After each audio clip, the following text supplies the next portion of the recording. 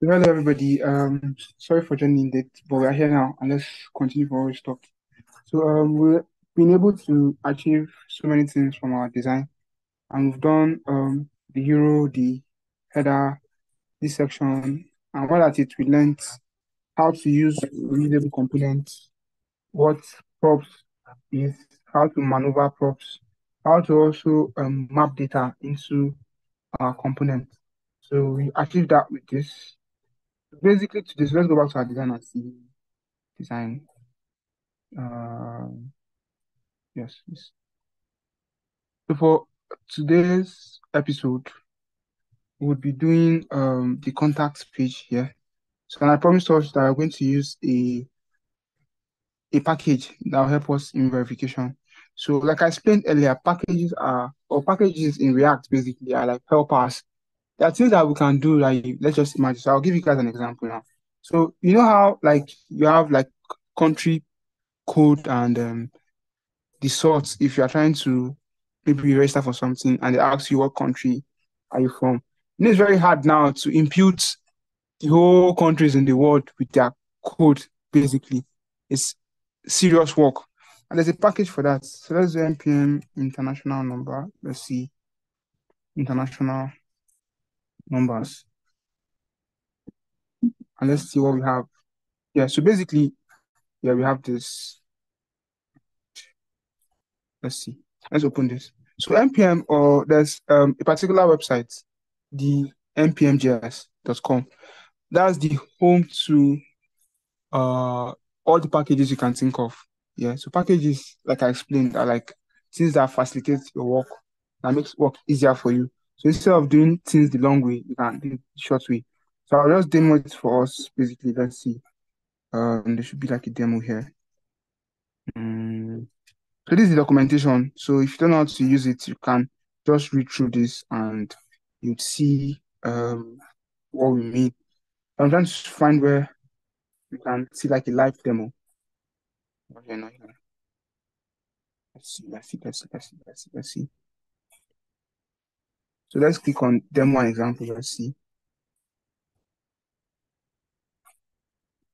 Live demo. Let's open it up. And I just want to explain to us what's the use of like things like packages and how they affect our code.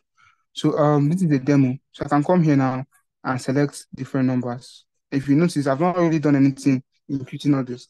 So I can come here and select Egypt and I get like the country code for Egypt and I enter the number. And you can use this package now to exact the same behavior in your code.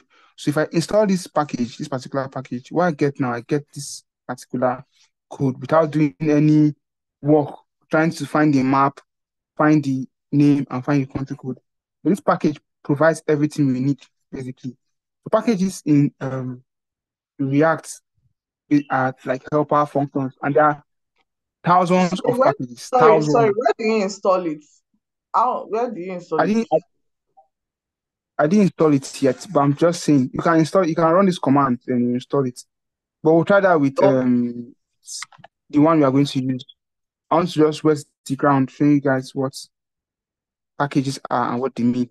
So while we are doing that, let's find what we use for our validation. So this is like the home page. If you come here, you see different packages, different packages. So for this particular project, we'll be using Formic. So Formic basically is more or less uh, a React package that helps us. It's supposed to be here. Let me just type Formic here. Let's see. Formic. Let's type Formic. So Formic is like a package that helps in validation. So you can build forms without saying, oh, you want to check if the email is empty. Instead of writing the logic that we wrote when we were doing that our small JavaScript project, you just leave it to this form, this particular package to help us. So this is documentation basically, and this is how like things work in real life. Do you understand? You might want to do something and you need a package for it. So it's left to you to individually or personally go to the um documentation to see how they use it. So we'll be using this together. So we'll try and fail and try and fail so you guys can like have a feel of it. ordinarily they like give us everything we need to do step by step. So if you come, you can see getting started. So if you click on it, you'd see all this BB English. So you can read through, and here's the installation. So for in our project now, we'll run this particular command, npm install formic. Then we'll put save there. So let's come here. Let's copy this and let's go to our these are projects here. So I'll pop the terminal open and I'll install it. So let's open another terminal here. Let's do this. Let's do git bash. And I'll run the command. Let's wait for it to load. Let's wait for it to load. It's taking time. I have so many things running on the PC, so forgive while I slow. So I'll just paste it here. And we have npm install formic. So what happens now is once I click enter, it installs the package and it adds it to our package.json. So remember in our file folder structure, we have this particular package.json. So package.json basically contains all the dependencies and dev dependencies we are using. So if you can see here now, so let me explain this part bit by bit. Yeah. So for the first part I see here, the name basically is what we named our project, the developer pod. So if I had named it Sasus project, what will appear is Sasus project. And if I had named it Divine or Adama, whatnot, what will appear is that. So for this private now, it's not a public private, it's not a public project basically, because it's a personal thing. That's why this private is nothing through here. Do you understand? And for the version is 0.0, type is module. So there are different type of to this particular instance here, we have various kind of types. We have the common JS and the module JS. So for this module JS here, what it enables us to is to use the import statements. So if you are using common JS, we'll be using required. So if you are saying, like, if you have noticed, sometimes if you are coding, or you might not have noticed it, but if you go deeper into coding here, in some instances, you might use the word require. So we want to replicate this now. You can say require, no, let's say const. I'm not doing correct. Let's say we'll name it a variable first. Const react is equals to require then I would come and put react here. So what this does is automatically it's like place this React package on this our variable name. But since we're not using the modules JS, we're using the you're using the common JS, using the module JS. All we need to do is to use the import statement. So module type basically enables us to use the import, while the common use the require. So let me just demo that to you guys, and let me do the okay. Let me come here and let's type Express. Let me just show you guys what I mean. So I'll come to Express. So Express is also a package, but for backend developers. So if you're a backend developer, you most likely would be using Express to do your Node.js. So I'll just show you guys where that require comes in play. Yes, Express is this one. And let's check their documentation real fast. Yes, so as you can see now, they're using the common JS here, and that's why they have this particular expression here.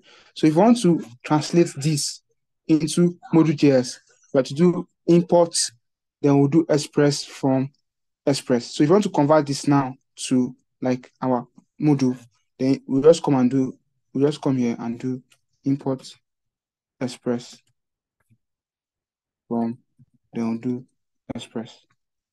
So this is the equivalent of this particular statement here. But the difference is this one is for common JS and this one is for module basically. So we've done this particular one out of the side. So for the scripts now, so script basically is what we use to run in our terminal. So if you notice, when I was starting the project, I used npm run dev. What he did is he came to our package.json and he came to the script here and he said, okay, what do we need to do? So this dev now is a script in this particular tag. If I remove this dev and I run, I will particularize it now. So let's go back to our terminal and I'll close this particular one. So this one is running and I'll close it. Yes. So now note we have dev, we have build, we have lint, and we have preview. These are the scripts available for this project. If I do npm start, npm start basically also starts React project, but it's for create React app. Do you understand? If I press enter now, let's check our error. It will start because definitely we're saying missing script start. Do you know why? Because there's no start here. If I come here now and say, okay, let's add start and let's make the value for our start the same value for dev, right? And let's put the comma, there's no error. So let's go back to this again. Let's save it and let's run it again. Let's see what happens. I put npm starts. And what do we have now? Let's see if our player runs. Our player runs perfectly as it was before.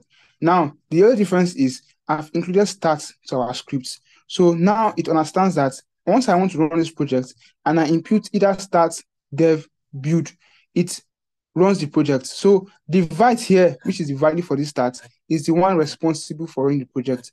But for it to understand, you have to use this particular key for it. So either you use stats, build, or dev. What this build does now, yeah, is if you want to push your code to production and you want to make it like you want to host it www dot let's say pelumi.com, because if you have a portfolio, you can choose to customize it and say you want your portfolio to be www.pelumi.co or .io or whatnot. You need to push that particular stuff. So they call it a build folder. A build folder basically is the compressed folder of your code. So now let's particularize it. So I'll quit this now and I'll run npm build. npm run build. Now, just work with me and let's observe what happens. Now, if you notice, we have just this particular folder. We have our nodules, we have our modules, public and SRC. Once this start building, let's note we have our this folder now. So everything that happened basically now has add up into this folder. Now, what this contains now contains our assets and our index.html. So all those JavaScript we've written, all the JavaScripts you think we've written basically in this code, look at it combined. It's compressed into all of this. And if you note, let me close this down. All this code spans down to, I can't even count the line. Let me see if there's line. They didn't indicate line here. But look at it here. So everything you are seeing here now is our JavaScript code responsible for this particular code base, and also our CSS. So this CSS is also minified. If you notice now, we have our import statements, which is like the first thing with our CSS, and we have the space, blah, blah, blah, and we have this. If you keep scrolling, see our next file is what? Our global reset, our border box, our body. If you keep scrolling, all the styles we used basically for this particular project is embedded here, every style, but it's only in one line. If you notice, because what is now minified, so this is compressed to tiny bits. Do you understand? Now this is what it means to build. So if you are hosting your project, so instead of picking all this you are seeing here, this is what is the system is picking, just this folder.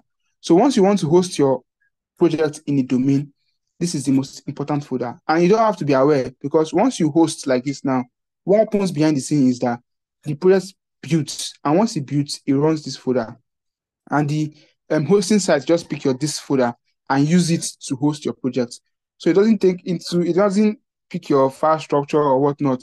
It just pick the combination of these two files, the CSS. These are images. Everything you think you have is all embedded here. Do you understand?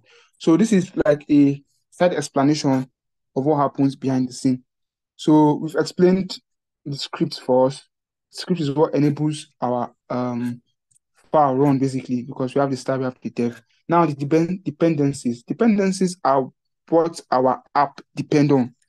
Do you understand? So there's development dependencies, that's the dev dependencies you are seeing here, and there's the dependencies itself.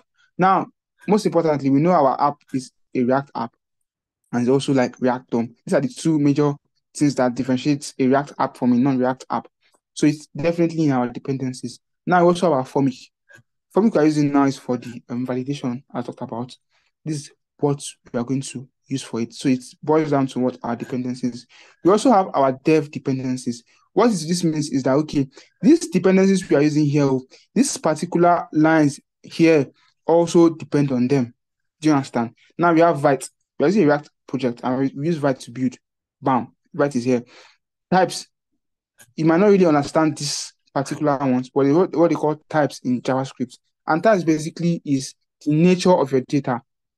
Basically, that's just it, or the type of your data. So it can be a number, a string, but everything boils down to having that also as a dev dependencies. So everything you can see here are dev dependencies, and they are extracted from your dependencies. Do you understand? So this is like what happens in your package JSONs and what one does and what one does not. You also be needing UP. And notice if I come back here and let's install UP. So UP is also, it goes hand in hand with our formic. You can use both of them to validate your form. So let's type UP. Let's check their documentation. So UP, yes, we have UP on the site. So as you can see, UP is a schema builder for runtime, passing, and validation. You define the schema, transform the value to match, then assert the shape. So what this does basically is now, and look at the documentation. Do you understand? Now, if you're using this for the first time, what you're expected to do is you can follow them bit by bit to know, okay, this is what you want or this is what you need. Ticket. Now, let's imagine that you have a form that has name, age, email, website, and created on. And this is a schema. I don't go far too much. I don't go far too much. Okay, let's just draw back. Let's just draw it In back fact, because you guys I are not can't they understand. turn me somehow. Like, Yes, yes, oh yes, my yes, God. yes, yes. I just realized that Even I'm you say going you go to realize in advance they teach like this, not be even beginner again. I'm going too deep. So let's just ignore all this you are seeing here and let's pick the fact that we need this for validation. So I copied it and I'm installing it here. I dragged you guys too far. I got caught up in the moment. So now it's installing here. Let's notice. Let's um observe what happens to our package of JSON. Let's watch it install. Yes, done. You can see now added UP to our dependencies because what we need UP to run this file, and once the system is looking for UP, this should be able to provide UP to the system. Do you understand? Now let's go on and create our scripts JS. Let's create our script JS. Let's go to our design and let's make our contact page. So this is the ordinary state, as you can see, and this is the state if it's focused. So if it's focused, our border button becomes green. If there's an error, then we have this sorry invalid format here, and it's red. Then we have this particular icon showing here. But initially the icon is hidden, and this is happening here. So this is what we have basically. So we have to replicate this, and we have to do it perfectly. So what do we do now? We go back to our contact folder. Let's go back to our so SRC components. We have contacts. So do as we've always been doing. We have our contacts.gsx and we have our contacts.module.css. So contacts.module.css. Yes. So what I'll do now is to bring this one here. So I'll split my screen, then come here and do RAFCE. Let's wait for it to load up. Bam. Yes. So I'll move my React because I'm not using it. And yes. So for this place, come out to the section and let's go and observe our website. So now, if you note here, as we've been doing all this while, we've taken into consideration the width from one end to another here. And for this pattern, it's different because from this point to this point, yeah, everything is black. And I'll particularize this to us now. But now we have like a color here, a dark gray color, and still also supposed to maintain this particular layout in terms of width. So let's see something. Let's do something. So now let's observe. We have two cards here. We have the card holding the contact and we have the form. So that means we have two divs. Let's have two divs. And let's call this div, let's say styles dot contacts content. And we also have a form. Let's have a form. And we can just leave it. So let's do one more thing. Let's import our style. Import styles from perfect. So we have, let's check. We have contacts and we have this paragraph. So I'll copy the paragraph. Let's copy the paragraph. So we have, let's do H1. So I said we're doing H1 here. Am I correct? I'm using H1 here. Am I It can't correct? be Let's H1. go. No. We can only have one H1 What? in the project. Perfect. So we can only have one H1 in a particular page. So for that reason, we have to change this to, since it's a major heading, we can change it to H2. I think yes, H2 is a fair heading for it. So H2. And it's extremely important you know how to arrange your headings. It's extremely important you know, in as much as you feel it's little, but it's like a significant part of semantic and accessibility. So we're done with this. Let's move to this. So we have obviously a name field. Yes, we have a name field. We have email field and we have a message field. Now, handling form in React is one of the hardest things to do. To handle form in React is like one of the hardest things to do, basically. I found it very difficult at a point in time, but due to continuous usage, I got comfortable to some extent. Do you understand? But it's completely normal if you don't get it at first go. But I promise you, yeah, the more we use it, the more it sticks. Do you understand? So now we just need to do our label. Now this is subjective style. Some people can just do inputs 3 times like this, and they'll do under inputs and they'll do text area. Then they'll put the message, I think, because we have message here. So, but me, I'm particular about how I treat my inputs field. So what I do first, regardless, yeah, I first open a label tag. Regardless of if there's a label or not, I put the name here, then I come here and put this. This is what I do ordinarily. Anybody can tell you anything. It's preferential. It will not beat you if you do otherwise. Do you understand? But this is what I prefer to do. So we have email.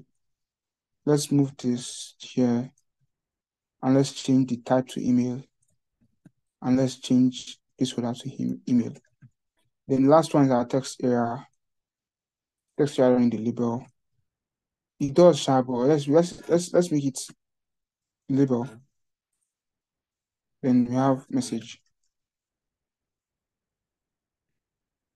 Then let's put name, message, and our placeholder should be message also. Let's do message. So this is like the HTML we'll be needing, and we also need our button for the send. So let's see, we need our button. Our button, yeah. So let's do a div, because we need to style this button differently now. If you notice, our button is at this edge. So before we get to the button, I need somebody to find a way to move this button to this edge. I need somebody to help me find it. Just note, I don't know anything about CSS, so you guys will teach me that one. So for here now, we just import our button, and our text this time, as opposed to the one we are used to. Our text this time is send message. I think yes, send message. Send message. Let's confirm that. Yes, send message. So we are done with our HTML, at least the HTML part of this particular section. So what we need to do now is the CSS. So let's come to our CSS, and first off, let's give this a section. Let's give it a class name. Let's do class name, and let's do contact container. Contact stars dot contact container stars dot contact container.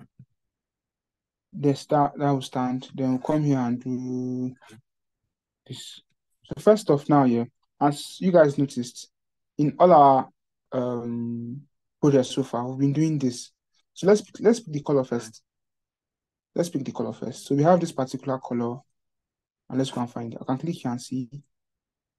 and I get the color, this dark green color. So this is our background. So I'll just copy this color and I'll say background color. So let's go back to our CSS. So I can do background color and I'll paste this there. It should work. Let's confirm that first. So let's go to our home page, and let's add our contacts.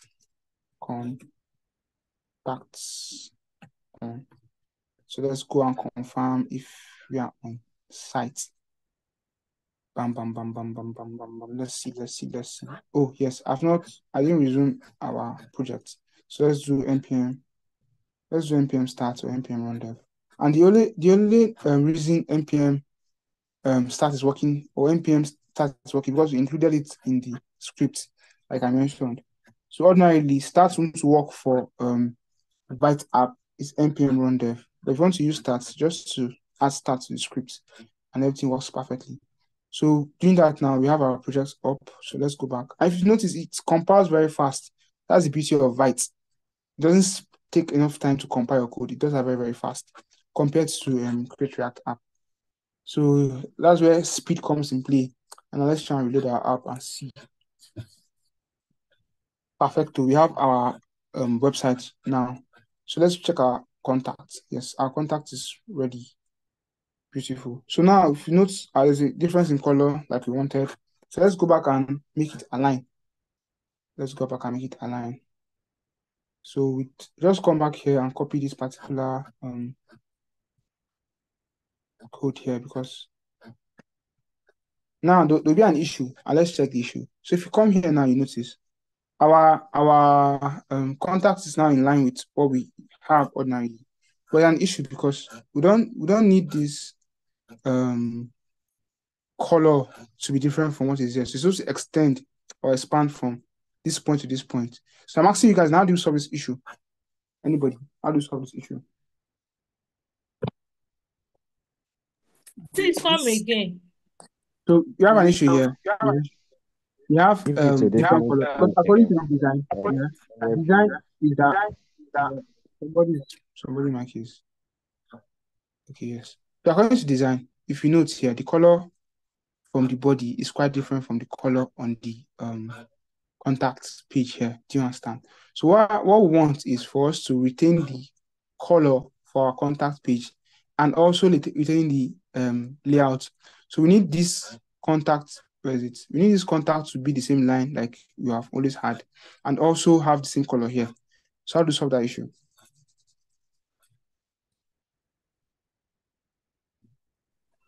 Anybody? Can you go back to your style sheets? My style sheets. Okay, yes. Okay. So instead of setting margin, you can use padding instead. Okay.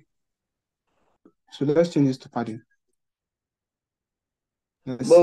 we may need to adjust Let's it. go back and check.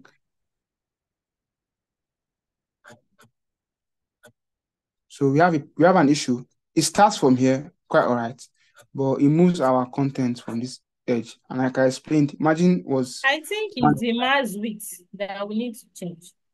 perfect. We are getting somewhere. So we need to change the max width. What do we need to change the max width to? 100 view width. 100 view width. Yes. 100 view width. 100 view width. Okay, hold on, let me change this back to view width, not REM view width. So let's go back and see 100 view width. Okay, 100 view width, yes. Now we've solved one out of the problem. So now what is left is for us to make now we have our color spanning from one edge to another. Now we need to make this contact stay or start from this point. How do we do that?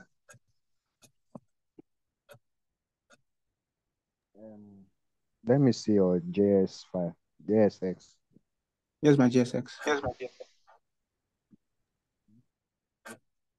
The original file, the style, let's say it looks good. The div, we start the div to have that This the is initial you said come again. So I think we are going to change the class name for this. So, okay, the context rather. Okay. Yeah. So we are going to give it the initial max width that we do But the in the contact first. context only this particular text. It does not cover the form. Let me try. Okay, go on. Okay, you can give the contact container a display flex. Then justify content of space around. Okay, go let me hear you.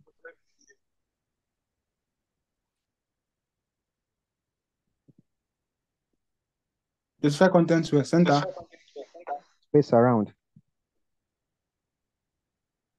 Space around. Space around. Okay. So let's do align item center also to make it align item center. So let's go and check. Let's see. I don't think that works. I don't think it works. Please, So let me see the view of that design. okay, the view of the design is what we have. Or we should put padding. Okay, Okay. excuse. To do what you are asking us, Let's I think we padding. have to. Yes, we have to add another div. Perfect. That's just it. That's just the answer basically. Yeah. So now we have sections now. Yeah. Can you miss your mic? What we need to do is we have to have two containers. The section basically will carry the background color of this. Then we have another div that will hold these two. So the div holding these two is the one that will have the max width. Why the section just carry the color only. Do you understand? And I did this intentionally to make you guys know that okay, yes, it's possible to have this kind of issues and how you guys solve it. So let's just give this class a class name of wrapper. Not that I do ordinarily. I'll do styles.wrapper. Not the wrapper you use in your house, but yes, wrapper. So this wraps like everything here. And note, I'm stopping like so this is our section here. Our section just have the color. So what will happen now? We'll just cut it, and I'll do dot container contact wrapper. So if I paste this here and let's check, well, I'll change this to 72.5 view it. Yes, 72.5 view it. And let's check what we have. Let's check our. The class name is different. It's wrapper, not Okay. content. Let's just let me correct the contact wrapper for generic purpose. Thanks for spotting that. That's perfect. So let's see. Yes, beautiful. So we have our problem solved. We have the color and we also have our contact starting from where it's supposed to start. So in case you find yourself in this kind of dilemma, this is how you go about it. Moving forward, now we need to space out our items. So let's check the space. We have 5.25. So what we'll do now is we'll just come and add our padding to this. So we'll do padding. We can do padding. Let's do 5.25 rem 0. And let's see. Yes, this should work. We are getting somewhere. At least we have achieved this. So the beauty of Figma as usual, come and copy your styles. Easy peasy. No need to go to any documentation to check anything. Anybody watching this recording, I'm not a fan of Tailwind CSS. So that's why I keep saying what I say. So let's do contacts. Sorry, please, what's the name of the plugin you use to check your code on Figma? Tailwind CSS, have you? Or what? No, it's Or not a it's just plugin. It's I'm using a paid Figma. So okay. that's what allows me have access to the code. Okay. So there's like dev mode on Figma. So if you want to access it, just pay for it.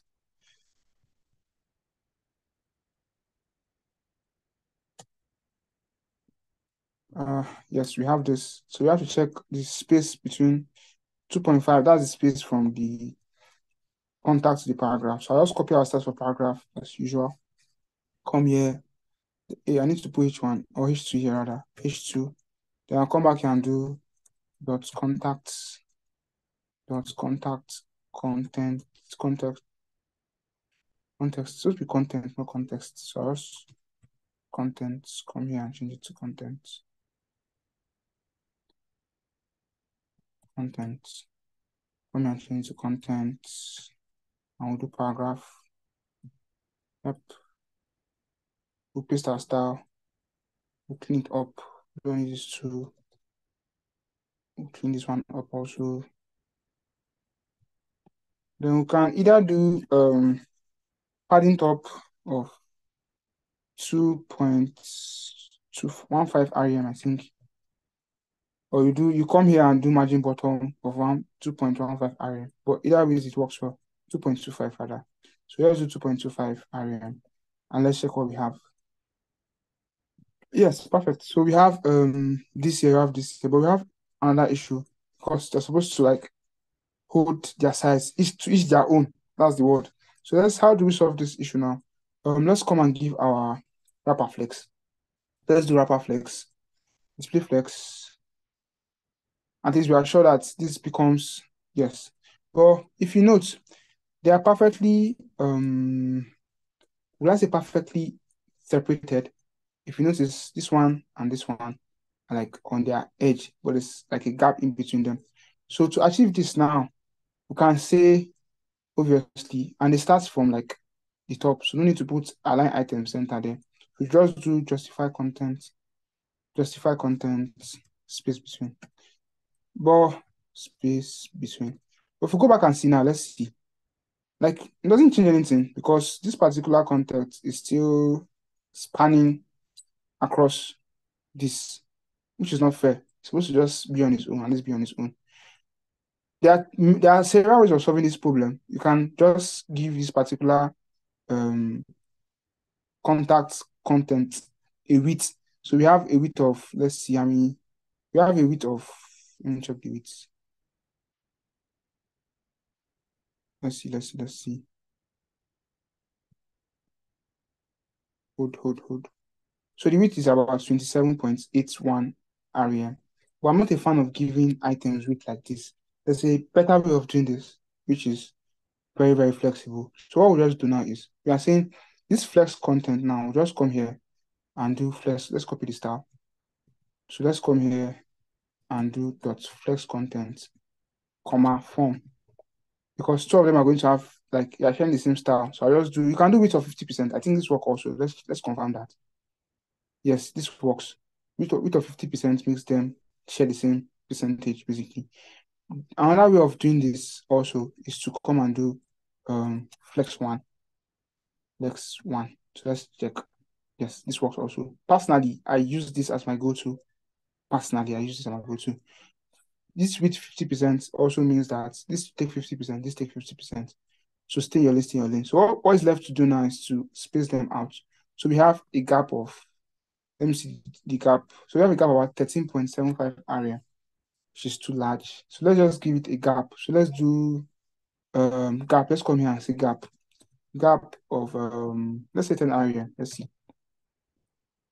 Let's check. Yes. We have that gap already. And let's confirm. So this is in 3 lines. This is in 3 lines. Yes. Just take note of these tiny details. If your design is having 4 lines, make sure your design is also having 4 lines here. Don't just because you see how you look, then you just do what you need to do and you leave. No. This is what they call pixel perfect design. You have to make sure that the spacing, the text alignment, the number of lines you occupy, everything is like perfectly okay. So if you check now, we'll see that, like I explained, the U, where this is, it should just be exactly how it is in the design. It gives you the edge over like your casual developers. So let's focus on this part. It's very interesting. So let's say we have our form in place. So let's just target our form now. Let's come down here and say form. So to our form now, we have our label. So we can just do label here, and we'll just give our label 100%. Ah, shit, with 100%. 100%. And that is I'm doing I'm doing SAS. So let's move this up here. I think this should occupy. Then let's do let's target our input. And let's say with also 100%. No, let's remove this one from here. label. Let's change to label. And I'll tell you why I'm doing this. So our label is 100%. Our input is also 100%. So let's check what we have in our design. Yes, we have this. So ordinarily here, if I remove 100% from here, and let's go back and see.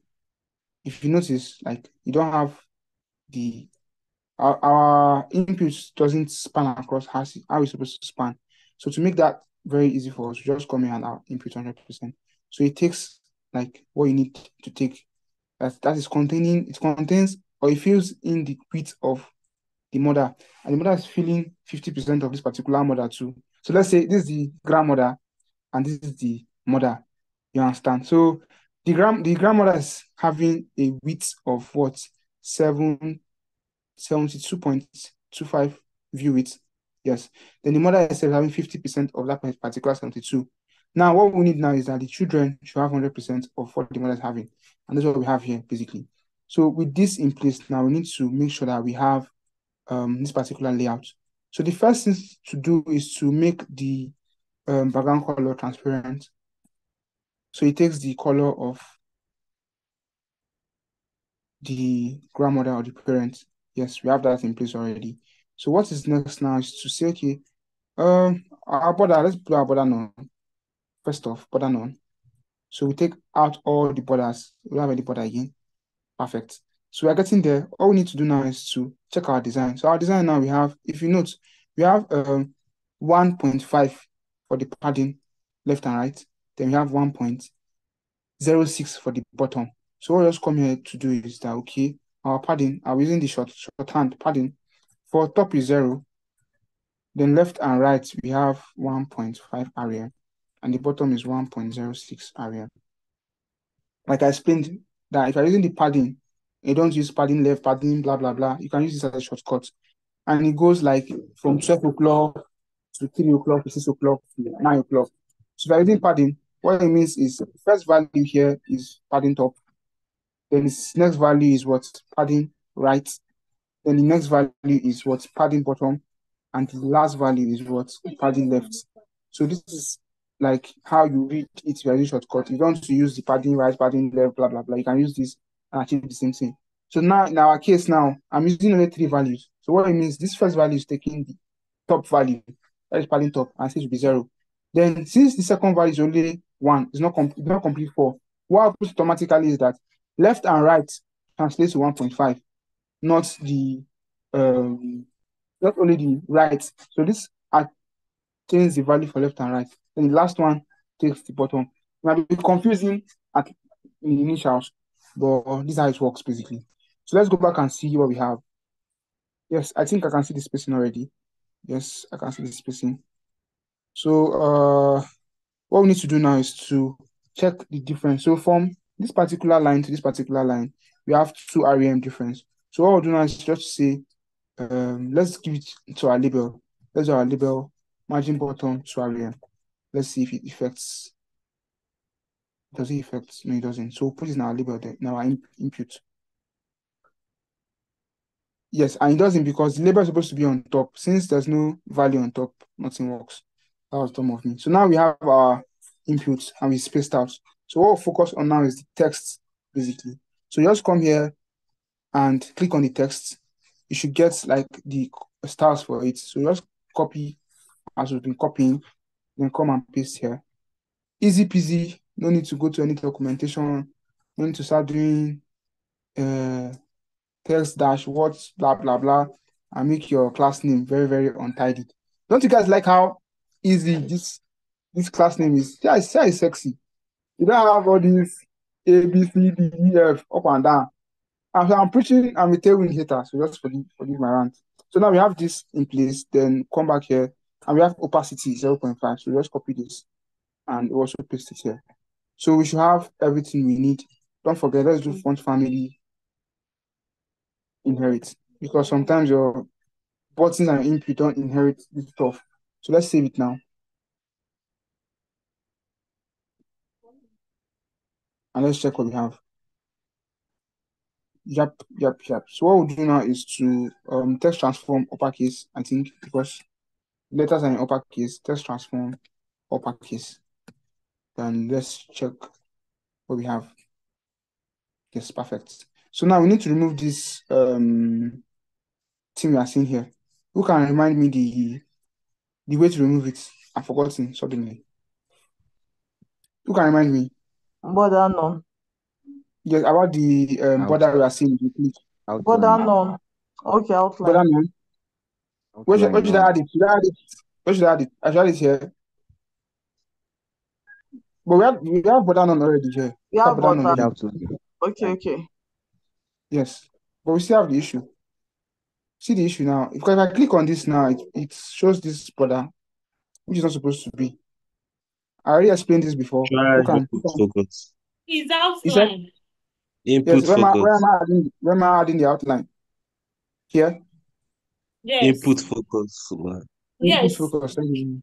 So we have to first target our Input input focus. and tell our Yes. system that once they focus on the input, we want the outline gone. Because the outline is not there initially, it's only when you focus. So you have to say outline none. Perfect. So let's check our design and let's come. So yes, I'm focusing and we don't have that issue anymore. So what's left now is to get this particular whitish. And note the whitish is there only if it's not focused. Once it's focused, you have the green color. So what we'll do now is to say, okay, since this is like this, and we have our border bottom, and we have it to be, let's do it 2 pixels solid, and let's do white. Because I mean, why not? So what I'll do now is we're targeting the focus state. You can just come here, duplicate this, drag it down. Who's writing on my screen? Why? Why? Wanchuku, Chinonso, what are you doing? What are you doing for crying out loud, man? Hold on, let me just screen this.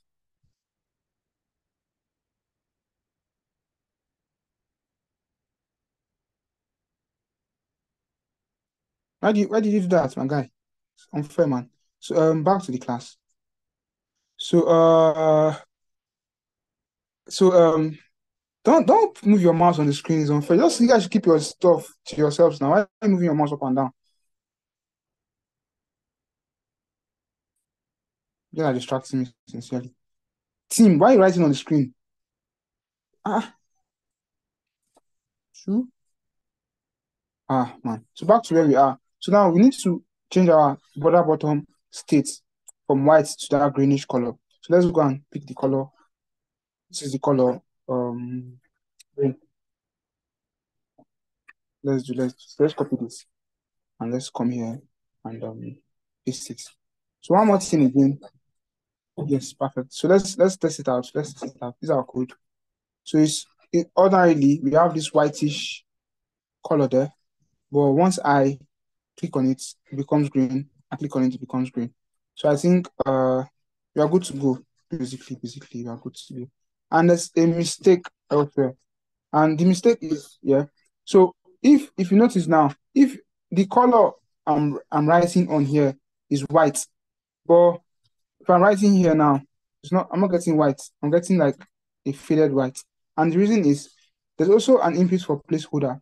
So let's do input and let's target our placeholder. So let's do placeholder.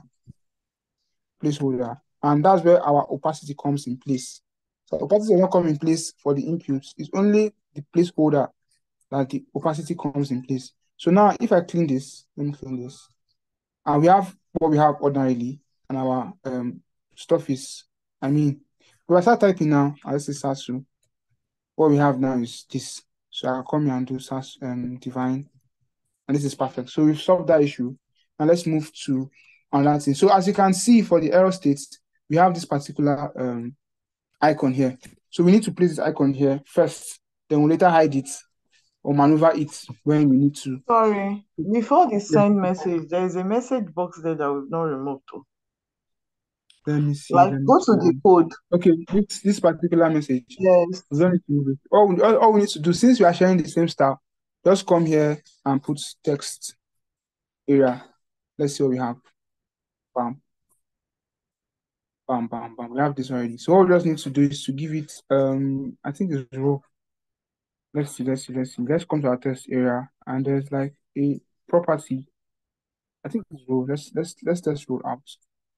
Let me see. Let me put 12 here. Let's see if it increases.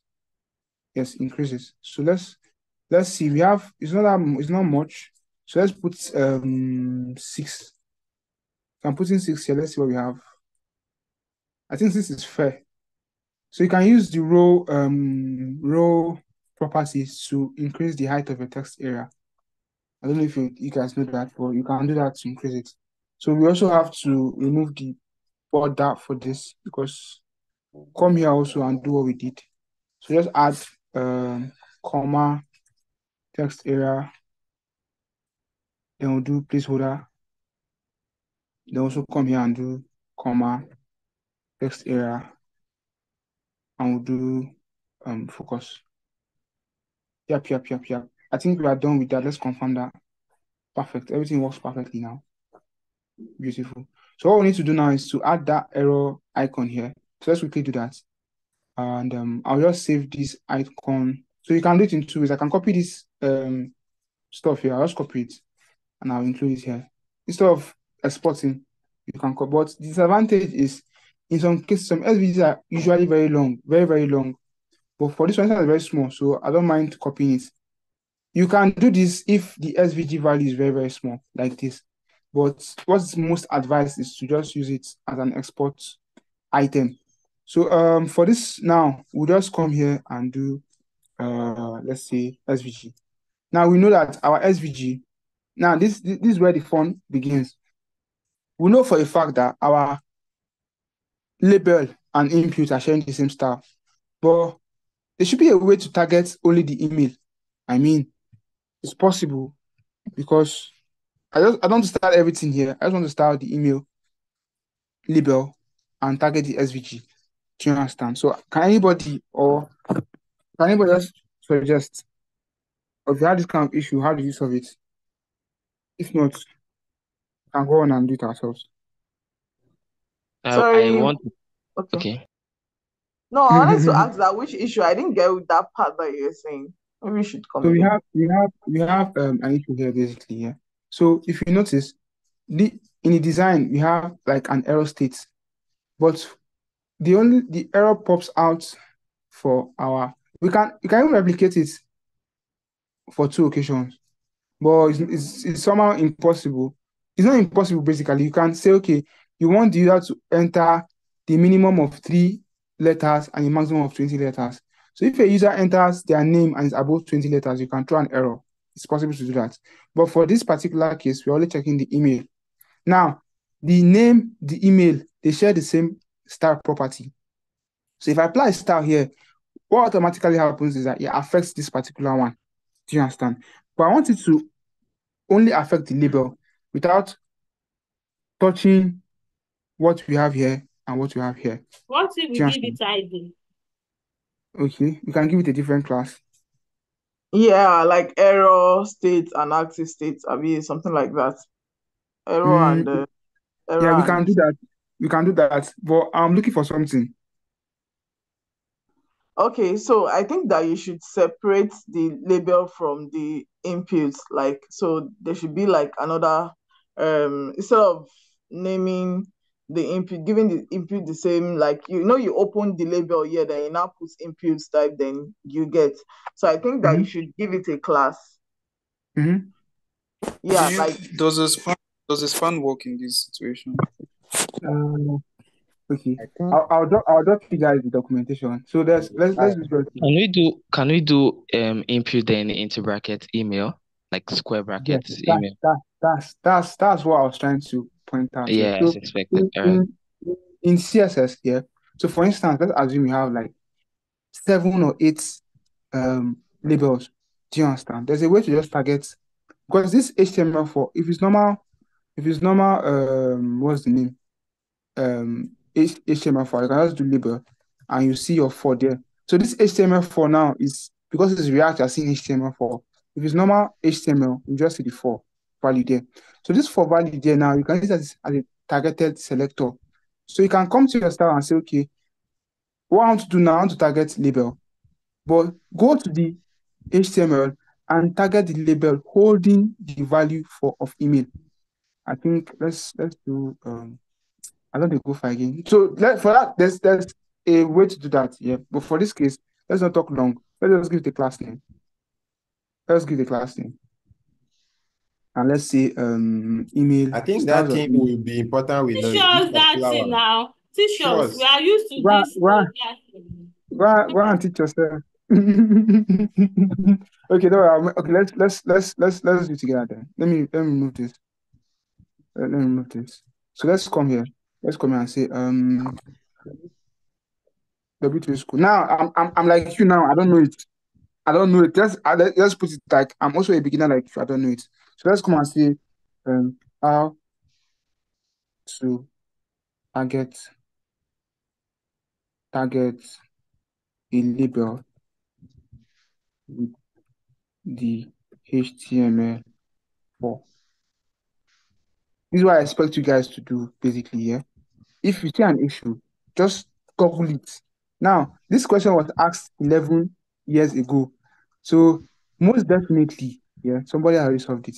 And this is the perfect example now. So you have your label, and you have for something. So all you just need to do is just copy this particular code here. Label with the square bracket. Do you understand? So that for value now, basically in what's the name? In React is the HTML4 we used. But works perfectly. You can come here now and come to our style. We just target label. So you can just do label. Then can just do label. Then we'll do square brackets. Then we'll do for. Then our 4 is equals to what? Email. So what happens now is our class. No, stay here. Is it So I'll not come here. supposed to be HTML4? Let's test it out. Let's test it out. If it works, if it does not work, then we'll put our HTML for there. So now we have our 4. Then so let's say we want this now because we have 2 items here, the input and the SVG. And I want this SVG to just be at the edge. So I can come here and do SVG. So I'll do SVG here. SVG, I'll do absolute. But like I said, if you're using the word absolute, you also need like a mother, which would be the relative. And the mother is just the label. So I'll just come here and put relative. So now if I'm moving it, it's only moving in relation to this particular label. It doesn't go outside it or go to the form or go what. It just stays here. So I can let's put right 0. Let's put right 0. And let's put top 0. Let's put this 2. So with this now we've achieved let's go and check if it works. If it does not work, then we'll troubleshoot. So let's come here and come to our design here. So let's see. Wow, beautiful. So the reason I didn't put HTML4, like I said, in normal what's the name? In normal index, we don't have class names now. We only have class. But in React, things are done differently. And in this case of HTML4, it's just applicable to the JSX. If the system is reading it, it reads as 4, not the HTML4. But it's essential you put it as HTML4 in your JSX. But if you are styling, if you want to refer to it in your browser is trying to read the value, it's reading the 4. So this automatically translates to the HTML4. But for your JSX, just simply like this. Do you understand? So you already have this in place in our design. So all we need to do now is what? Only hide it when there's an error. And if there's not an error, only hide it if there's no error. If there's an error, we'll show it. And also this text. We also need this text here. And this text is sorry invalid format here. So let's also input our text. Our text is just below our input. So we can come here and also include the text. And let's put the text in small tag. And let's copy the text. Sorry, invalid format here. So let's copy this and let's paste it here. Oh shit. Oh man. Yes, we are done this. So we can just come and since there's only one small here, we can just come and add small here. There's no crime in it. So I'll put small and as always, come to your Figma, copy the style, paste the style, boom. Just clean it up. We don't need this because we have it already. And this is perfect. But as you note now, if you run this, we have this particular item here because we've already included that For this particular note, our email, everything has a margin of what? 2, input of 2. So what we can do now is, okay, we can say, since there's like a text here, I don't want this particular email to have what? A margin of margin bottom of 2. So still come back here now and say, okay, just target only this one. Query here, come, then do this, paste. Then what we're going to do now is say, okay, our input, we want the margin to be 0, margin bottom 0. So this should solve this. Yes, it solves this. All we need to do now is just to come to our text area, and do margin top. No, here. So just come and target text area, and do margin top to area. So we maintain what's in our design with the space, basically, and we also have what is here. So the next thing now is to move this item from this end to this end. Who can help me? I've forgotten. Who can help me?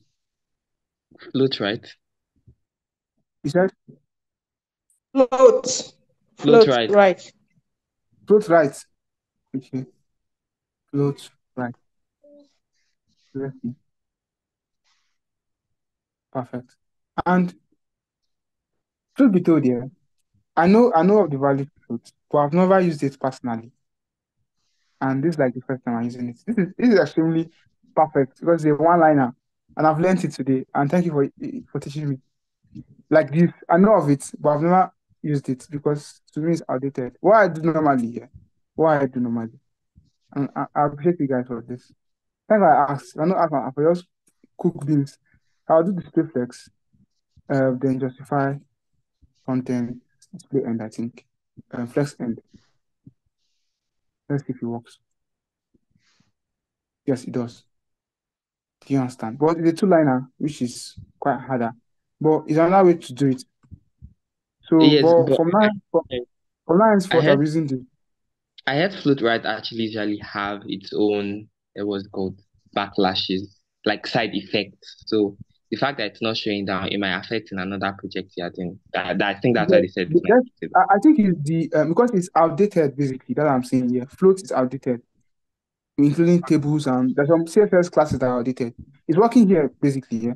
But ideally, what I'll do here, because we float now, you might run it in another browser that does not recognize this, like a more updated browser that doesn't recognize this particular line. Do you understand? I don't think they will advise you to use floats anyway. But ordinarily, if I'm doing it, this is what I'll do here. This is another option. Let's just use it for clarity's sake, and I'll comment this one out. So this is another option to make your item move from one edge to another. But this is like the way I usually go about it. And I'm sure that any browser that use it correctly. Because some browsers basically does not have the ability to read this type because it's outdated, is depreciated. Yes, that's the word, depreciated. So that's by the way. So now we've achieved this particular. So let's check our. Oh wait, we have an issue now. We have an issue, and this is the issue here. We have our icon moving from this point to another. So let's see. Let me see the issue. Okay. So what will happen now is for us to bring this below our label then. Below our label. Yeah. So it does not interfere with this. And let's see. Okay, yes. Issue solved. Man. So let's see how many what spacing we have 0.31. So let's come to our small and do margin top 0.31 area. Perfect too. Let's see what we have now. So this is perfect here. Very perfect. So what we'll do now is just to give it display none for now. So it doesn't affect our work. Display none. And come to our SVG to our SVG, where is it here? And we'll do display none also. Display none. So this only comes on only when we have our error state. Since there's no error now, we can't show it. Do you understand? So now we are done with the layout. Okay, running this one too. And we already found the hack for it. So I'll just give it a class name, and I'll say style dot button, and I'll copy the button, and I'll come here, 2 dot button, Then I'll just copy these 2 lines of code, duplicate it, drag it down. Let's see what we have. Perfecto. So we have what we need to have here. Let's check if it's aligned properly. The space between 2 of them is how many? Oh my days.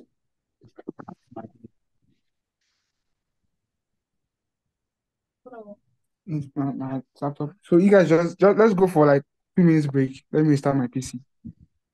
Yes, just 2 minutes break. Let me start my PC. Noted, sir. Yep. Can I ask a question?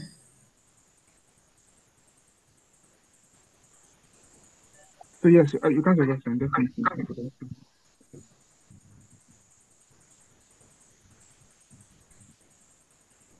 Somebody has a question to ask. Yes. Okay, I raised the other class. So I was asking if I need to download Vite because I was watching the video and you were using Vite, but I tried it. It wasn't working. I was getting an error. So do I need to download Vite to run the Vite code? No, you don't. You just need to install it. So we installed it when we were about to start. You need to run npm create Vite. I think yeah, npm create Vite, then space the Vite app. I think yeah, npm create Vite app, then space with the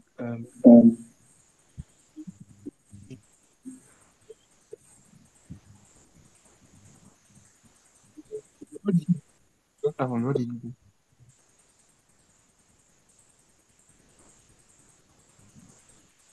Um,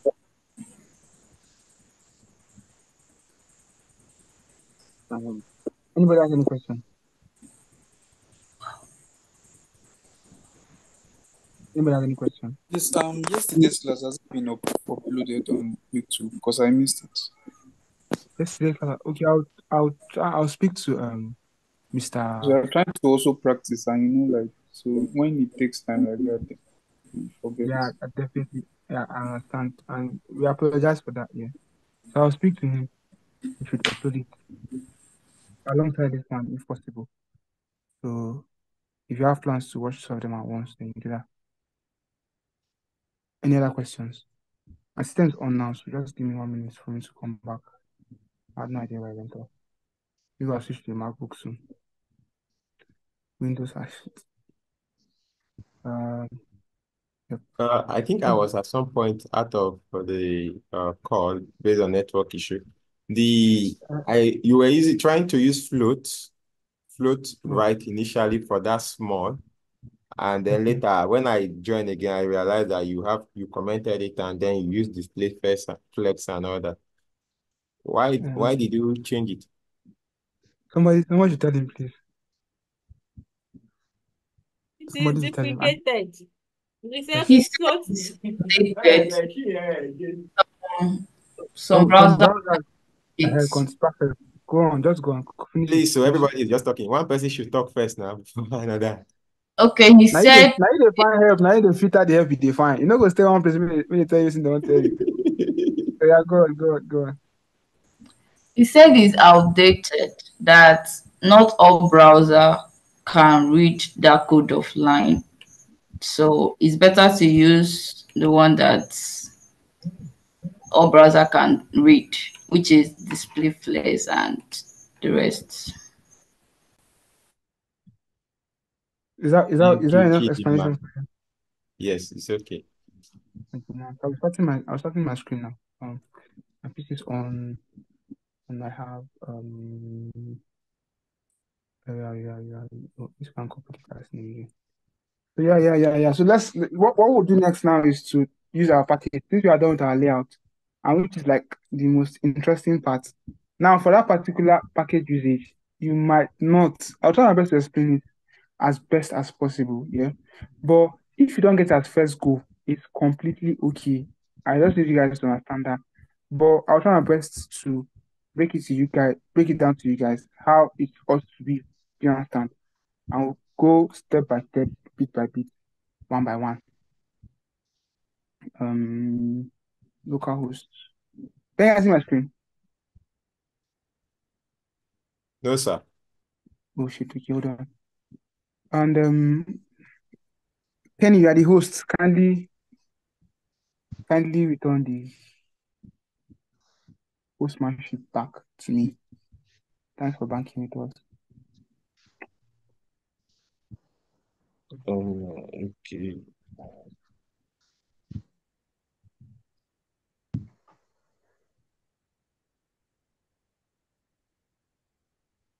Yep, perfect. Thank you very much.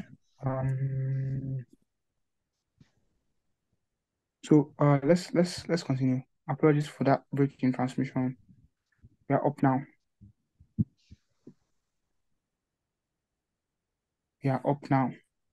Share. So like I was saying, I need to start Figma again on my days. So let me install. Let me bring in Figma.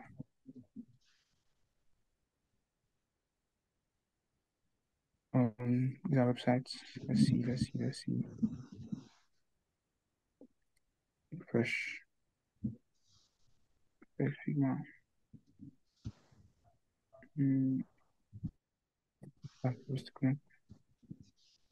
What's happening?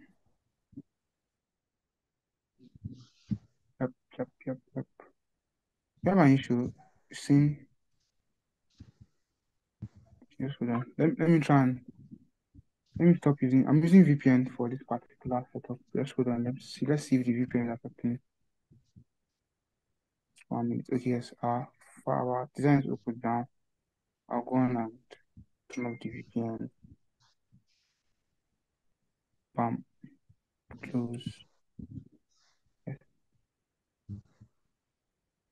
And let's refresh and see.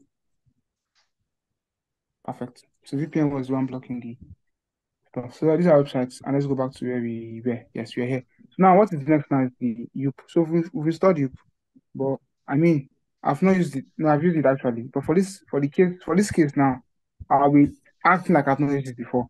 So now we're going to work in, and this is how it works ordinarily for packages not used before. So they have a website and they have a documentation. Documentation is basically how they store where they do their work, basically. So this is how it works. There's a tutorial on it. If you have time, you can go on and watch the tutorial. But we can't start doing that now. Yeah, it takes plenty time. Plenty time. Now, so this is like a basic file where formic is being used. And if you notice here now, there's they're importing formic here, and there's an initial value. The initial values now are like the starting point for the validation. So we have our email, which is an empty string, and the password as an empty string. So we are saying, okay, validate values, and there's like an arrow function. What it does is, if you are storing this error state now in an object, do you understand? And what we are doing now, we're checking if value.email, then we have this particular code here, errors.email. Now, error, mind you, errors is being stated here. Do you understand? And it's an empty object. But since we have our values, which is email and password, what is exposed here now is email and password. Do you understand? So we can basically say, okay, for this particular layout here, for this particular settings, if there is no value.email, then what the error will be is what's required. Do you understand? So if I go on now and I press send, if I go on and press send after doing that particular settings without entering any value, do you understand? What I'm going to get is required. So no, we had our error here. Our error was saying sorry, what not. But if you are entering this particular, if you hit the send message and we don't enter a particular value, what we get is required. Do you understand? Now our next check is we're going to check, as I explained this before. This is like a regress expression. So this regress expression basically checks what is entered inside the email. If it contains invalid key, like it does not contain the art, or you are putting an art instead of the art, it tests it. And this values of email now is taking the value for your particular email. Do you understand? And what it does is now, okay, give me this. After taking in the value for your email, test it with this particular regress expression. Do you understand? And after doing that, let's see if the user is entering a invalid email. If the user is entering an invalid email, what then do? We display invalid email address. Do you understand? So this error.email basically is the text the error is going to hold.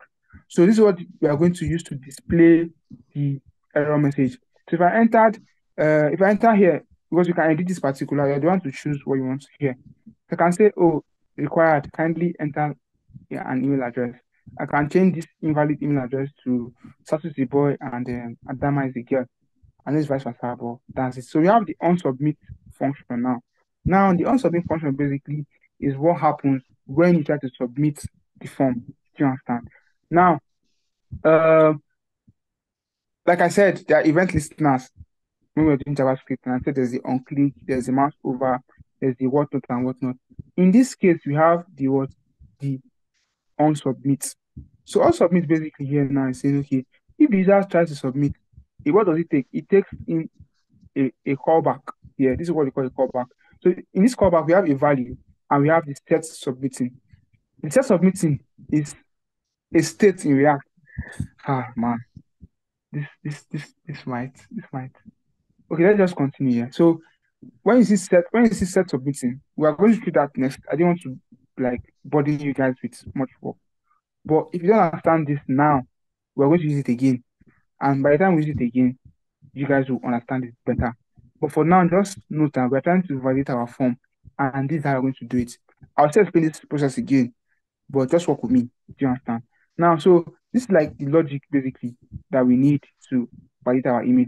It's quite long, but you see the usefulness when you want to maybe validate for like 6 or 7 projects, input field rather. So in that case now, you don't have to like do these things. You can create a schema, and that's why I brought Yoop into this situation. So with Yoop, yeah, they work hand in hand. So what Yoop does is Yoop helps you structure your form where you want the data to be. Do you understand? So you can say, let me see if they need like there's like a lot of things going on here. But let's see. No, let me don't do that. Let me not do that because that's too much work for you guys. So now what we'll do now is just to let's do this. What they have here, we'll take it step by step. We'll try and replicate what they have here. Then we'll test it out in our own case. So in this particular case now, we have this formic file. So we can go ahead and copy. Let's copy everything like this. Let's copy everything. Yeah, let's just copy everything we have and we'll edit it.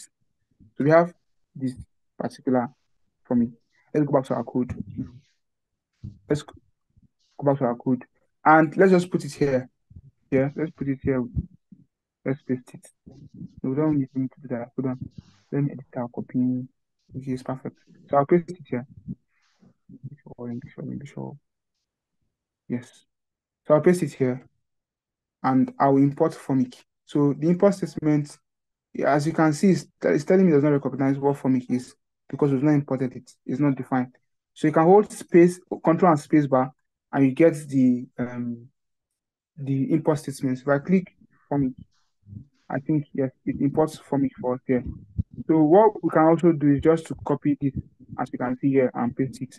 So with this now, we have the whole logic they used ordinarily, the whole logic. But we have a form already.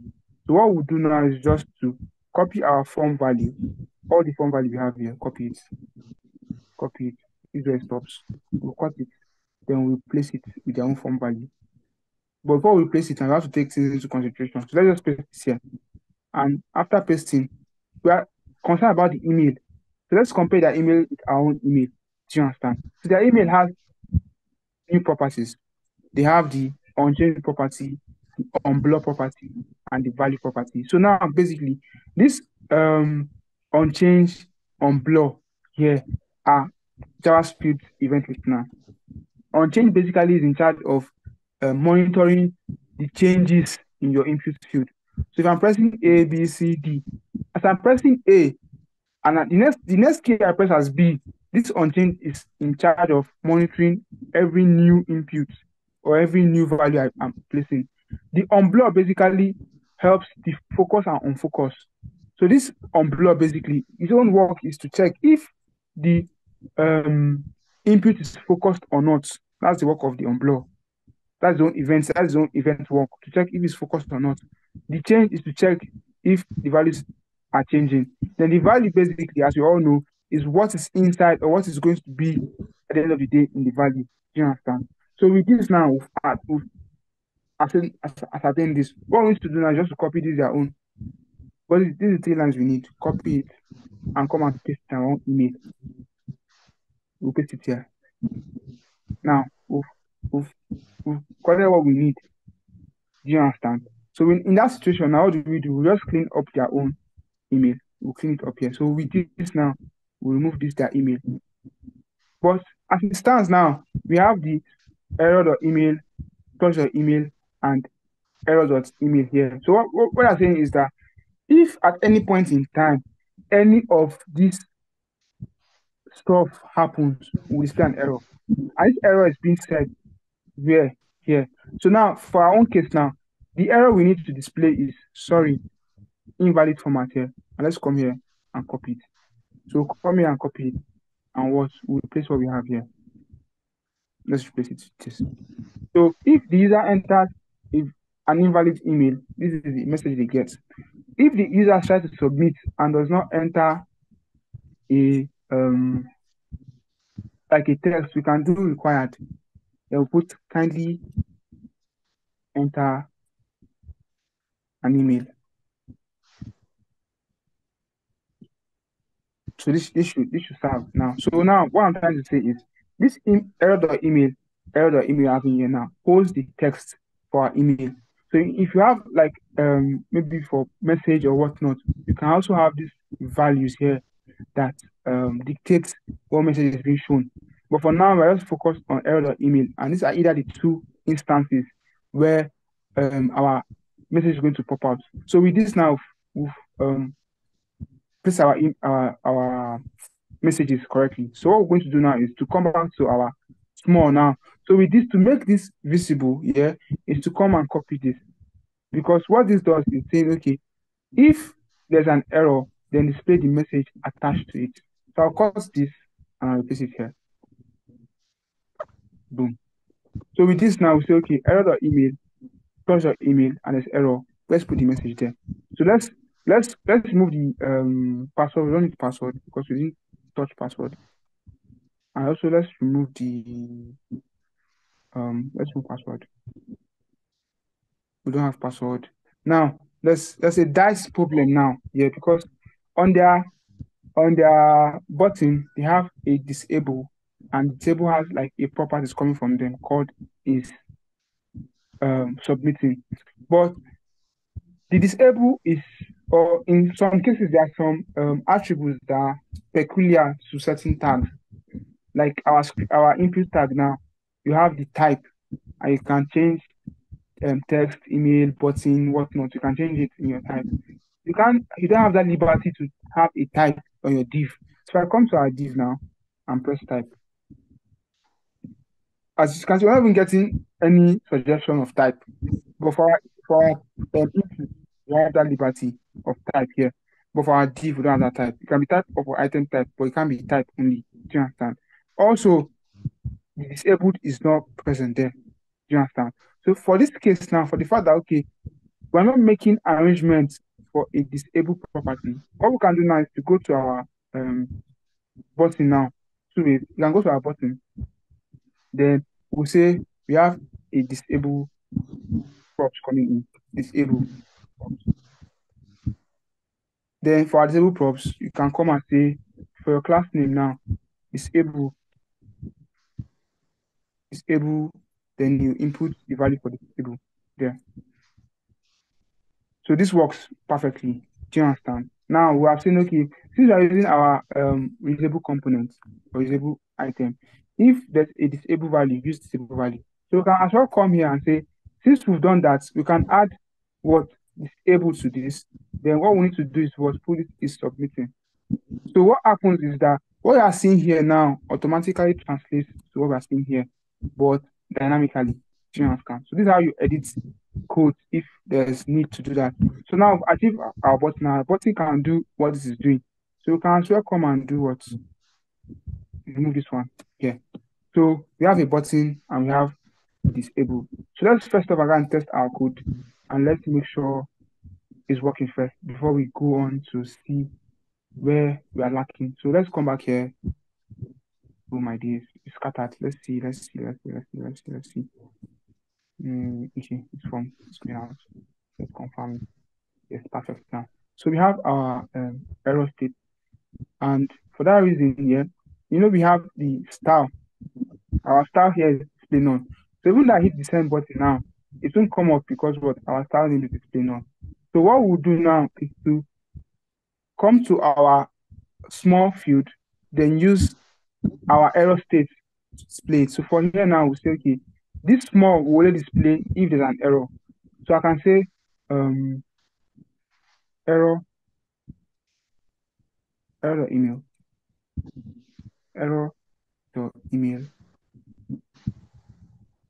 is so the length now, because we are looking at if there's an error, because ordinarily starting state is 0, as you can see. The value for the error is in 0. Basically, if you check the length of this one, it's giving us 0. So if we are saying now, we're checking if the length is greater than what 1, what it means that there's an error. What do? We display this small item here. So with this now, we've ascertained that this only comes on if there's an error, because we are saying, okay, if error.email.length is greater than 1, meaning that the message we are supposed to get has now showed. And as you can see, our text here, the length is more than 1. The length is more than 1. So we are sure that, okay, this will come up. So this will only come up if the error.email length is greater than 1. So let's test that first. Let's refresh. Let's see how people can cannot read property of length undefined man. Okay, let's go back and debug. Let's see what we have here. This should work. You guys should work with me. I'm not expecting you guys to understand now, but let's work with me. So let's do image of them. Let's see.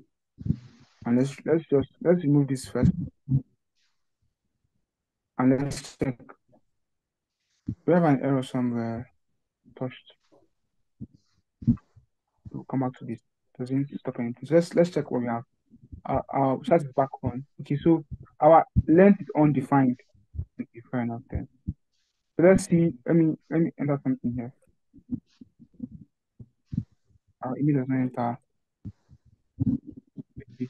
So now we have our our error state here saying required kindly enter an email, a valid email, because the state is empty basically. And I'm coming. Let's run.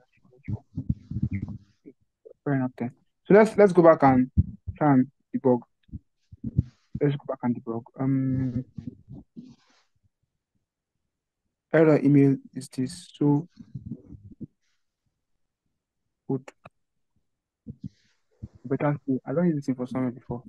Let's just go back and do that, because if I keep debugging, waste our time. Just let me go back to where I used it and let's see how I used it. Because I might go on doing this, then we'll just waste time debugging. Hold on, let me pause this recording. So basically, yeah, what the issue was initially is that the starting value for error.email is undefined. And we're saying, okay, if this particular error.email is undefined and the length is not undefined, that is, once you start and you enter the value, it's undefined, and the error.email.length now is greater than 1, then we need to show this ticket. So let's go back to our app and so I'll refresh it now. Let's see. So if you note on like we have our normal layout, but if I click on this and I go out, and let's try and hit send and see. Now we have our error here saying required a valid email, because what we're trying to send, I've not entered anything here. Do you understand? So automatically now this error checks because there's nothing here and we're trying to send. So I'll refresh it again. I was trying to find an easy way out before. So now it's empty basically. So I'm trying to send now, and we have our error. Required, kindly enter a valid email. So this one has checked. So what we need to do now is what happens if we try and enter an invalid email. So let's do divine at it's okay, it's not typing. Yes, let's check why it's not typing. So for our input field, let's see. We need to have a file. Let's put name here. Let's put name email. Name email. Let's see, because so in some situations, the name might be a contribution. So let's go back to our form. We can confirm. So for their own input field, they have the type and they have the name. So let's check what is if that's the reason. Let's try and type now. Yes. So the name was the reason. We added name, that's why we could not type. So let's do divine sasu at and let's do .com.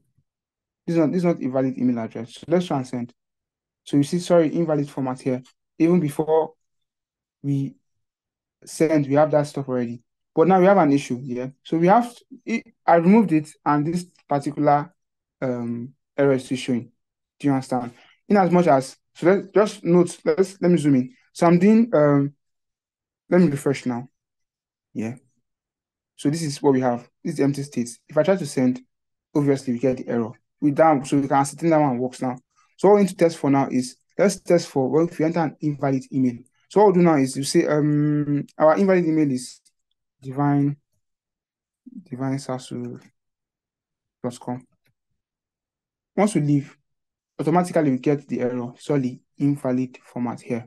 Do you understand? So we can confirm now that the two checks work, but we have an issue. An issue now is if I cancel now, or if I change this to let's change to gmail.com, automatically it goes. If I come back here and remove the @, so our work here is done basically because we are able to control this. But we have an issue now. If I come here and remove this and leave here, we still have the required kindly enter an email address. So we need to make a way that if the user, or we can say, okay, this particular error should stay only for 5 seconds or for 10 seconds. But that's it. That's like a different ballgame. But as you can see, we didn't have any logic on our own side that controls what happens here. We just came to Formic and we copied the details. Then what we did was just to impute it here. Do you understand? So I'll refresh this again. Then let's test it out. I'll say I went a name of Adama Pelumi. Then I'll come to my email and I'll say, I'll leave the email at first. If I leave the email now, I get the error required, kindly enter email address. So I come here and do divinesasu.com. The error message changes to what? Sorry, invalid format here. So if I put the and I put g.com, I get like the pass. So I can come and enter my message and I can press send, basically. So what we need to do now is to change the error message here to green. So the note we are using to check this particular to display this particular message, you can also use that. Yeah. So since we are already displaying this when there's an error, we can also come and copy this. Yeah. So we'll come to the what's the name? We'll come to the where is it? Yes, this is the input. So we'll give it a style. And now, because we are interacting with JavaScript, we can style our file here. So we can say, okay, what we need to do now is the border bottom. No, it should be a double. So we'll do our check here first. If you're using the style, the inline styling in GSX, once you put your style here and you open like a curly brace, what happens is it allows you to use like JavaScript properties here. But if you want to use CSS properties, you have to add additional quotes here. So with this now, we can put background color and you can see the properties for background color here. But we need to create a check first because we need to change the border bottom.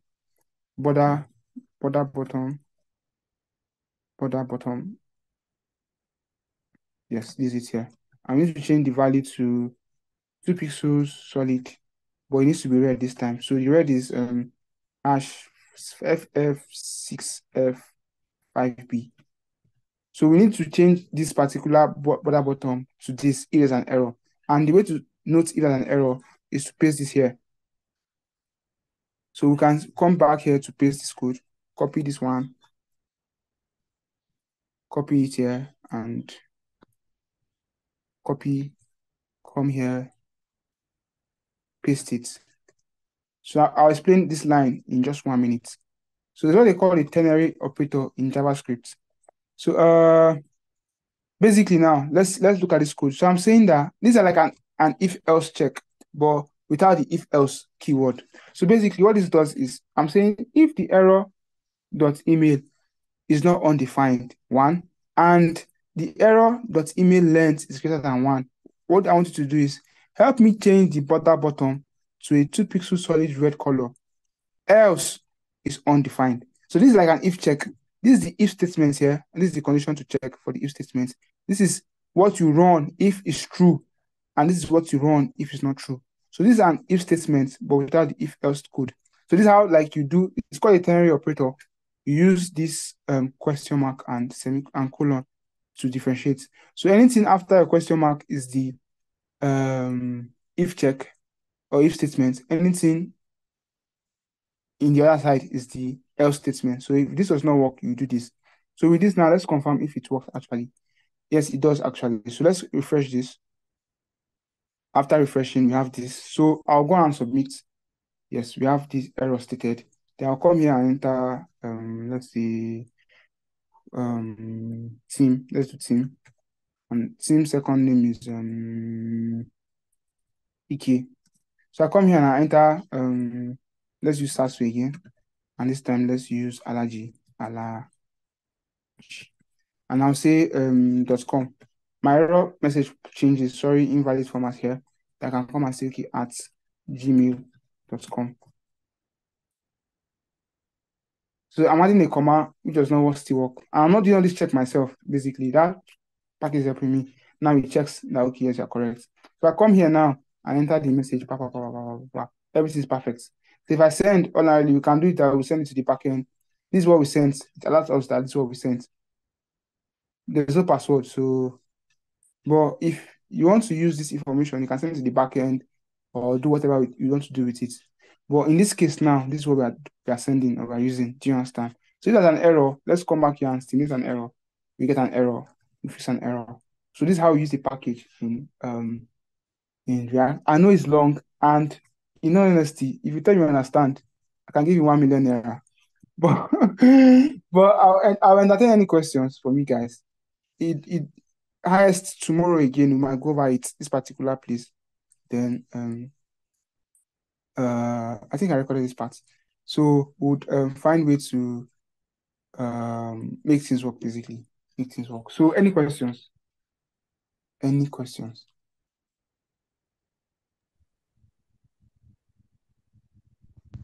No, ask me questions.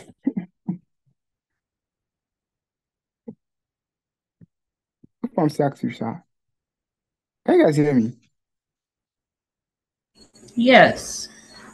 No questions. Yeah, What is that? please. This one is not even part of the format that we did. Go to the page where we okay. Please go up like line 14.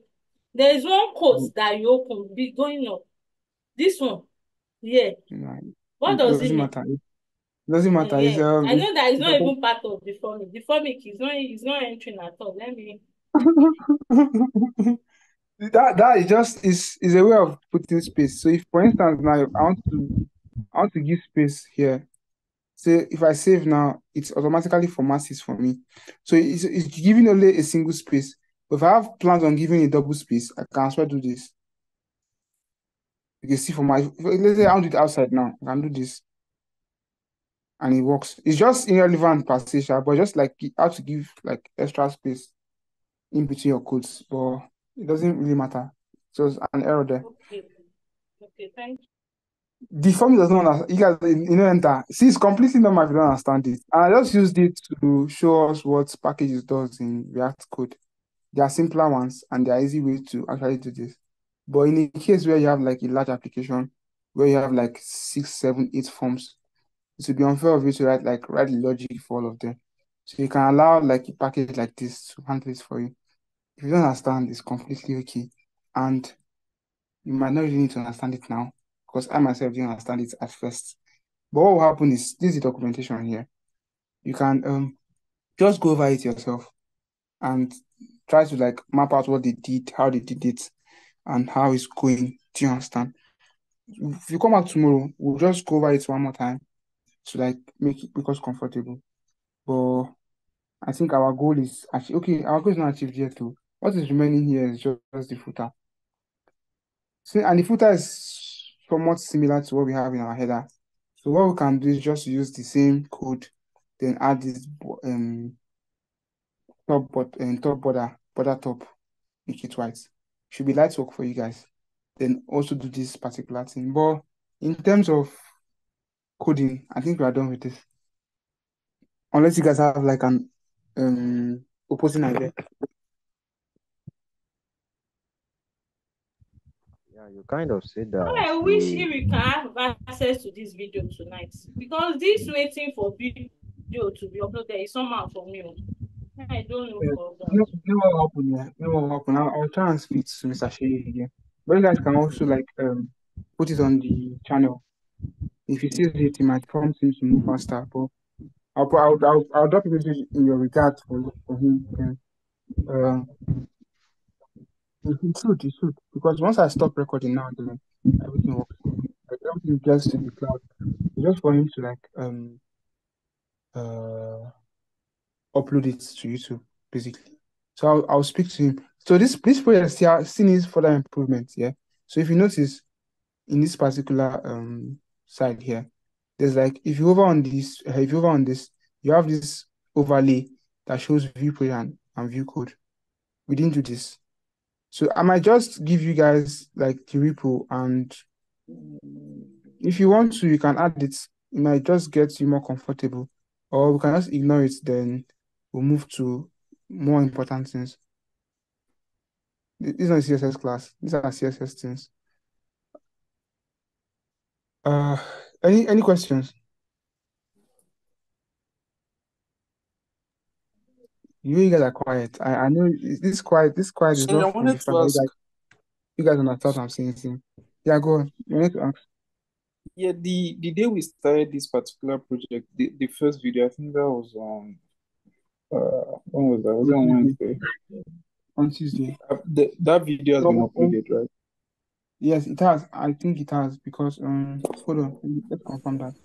Yes, it has. And I was watching that video. I couldn't do anything. My own end, I'm seeing errors everywhere. I can't start the something. Okay, okay, let me stop sharing. Let me stop recording. So we are done basically. Yeah? No questions related to this. I'll answer like personal questions later on. But are we done? Because I want to stop sharing. Then also Figma. I wanted to the Figma file you sent. I sent a message on the group that like the way you are able to like pick out the things. Is it because like I'm not using a paid account? Is that why? Yes, that's why I'm using a paid account. So you can I think it's $24.